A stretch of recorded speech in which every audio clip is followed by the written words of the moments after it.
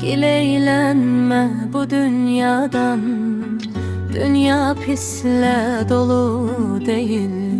Yaxşılar da var həyatda, qoca dünya xal deyil. Ömrü versə əgər yelə, insan dönər bir toz külə.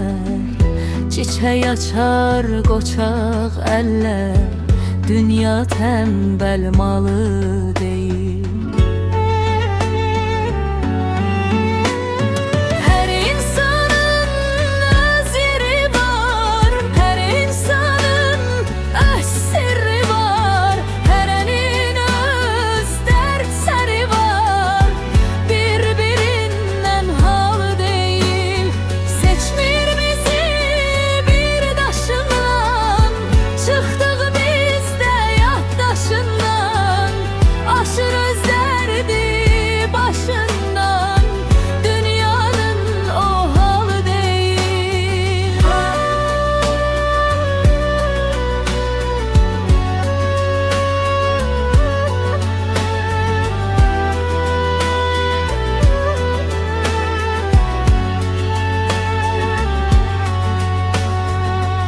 Fərhadoğlu saxla yadda, İnsan çoxdu insan adda. Çalış azma bu həyatda, həyat karvan yolu deyil. Fərhadoğlu saxla yadda, İnsan çoxdu insan adda. Çalış azma bu həyatda, həyat karvan yolu deyil. Hər insanın öz yeri var, hər insanın öz sirri var, hərənin öz dərdləri var, bir-birindən hal deyil.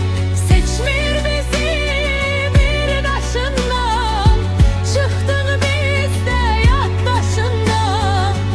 Aşır özlərdi başından, dünyanın o halı deyil. Hər insanın öz yeri var, hər insanın öz sirri var, hərənin öz dərdləri var, bir-birindən hal deyil.